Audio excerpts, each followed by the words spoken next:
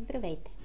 Фондация Деца на България вече трета година провежда дискусии в училищата с учители и ученици на тема обидно поведение.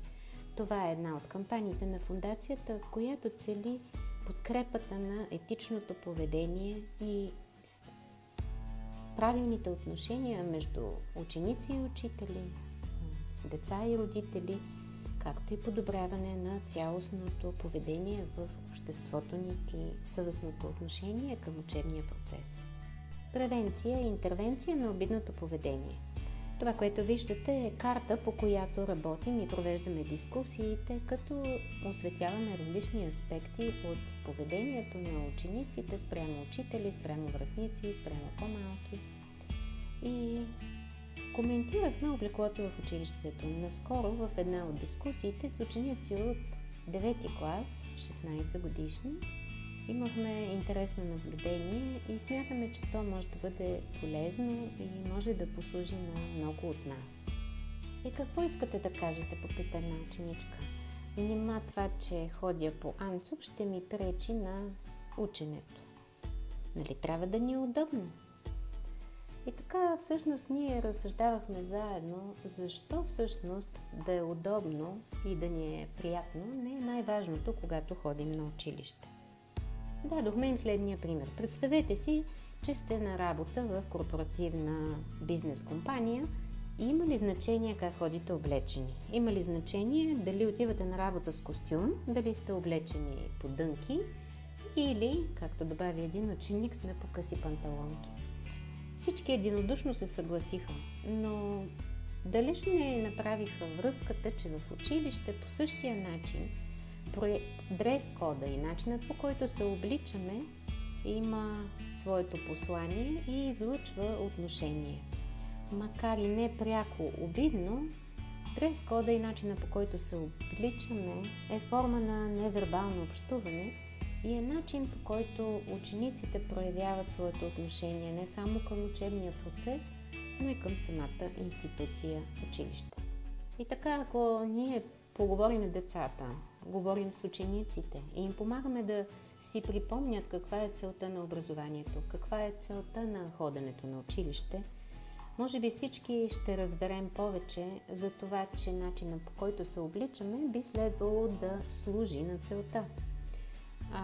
Както си говорихме, нима има нужда да ходим спортно облечени, ако не отиваме да спортуваме. В общия случай, ако не отиваме в спортно училище да ходим на училище по анцук или спортно облекло, не служи на целта. Целта е ученето и сериозното отношение към придобиването на нови знания и нови умения. И така в днешния свят е модерно. И голяма част от децата, а и не само те, възрастните също, свикнаха, че най-важно е да ни е удобно и да ни е добре. Но това не служи на целите.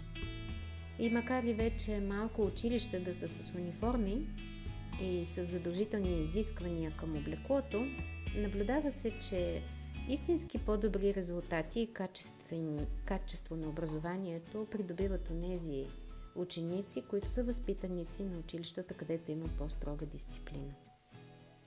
Какво ни говори неподходящото облекло? Със сигурност липса на професионално отношение или поне сериозно отношение към процеса. Говори ни за това и съответно тези, които се обличат така, те излъчват негласно послание към другите, че не уважават не само процеса, но и институцията. Неправилното и неподходящо облекло може да бъде форма и на разсейване. Разсейване на съучениците, разсейване на учителите и може съответно да пречи и на фокусирането върху учебния материал и учебния процес. В голяма степен играе лоша игра и за подготовката на учениците и на децата ни за живота в бъдещето.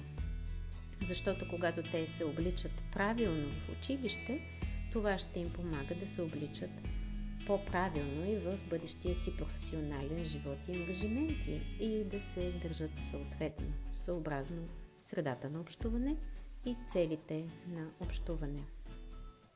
Фондация Деца на България вярва, че това е обща наша отговорност, не само на родителите и на учителите, но и на самите ученици, на самите подрастващи. Правилното и етично отношение, правилното облекло излъчва послание не само към училището и учителите, не само към учебния процес, но най-важното – излъчва послание към самите нас, че ние можем да бъдем нещо по-добро, че можем да бъдем нещо повече и че се стремим да постигаме посредством знание и развиване на умения. Желаем успех и желаем на всички ни да живеем в едно образовано и стремящо се към образование общество. Успех!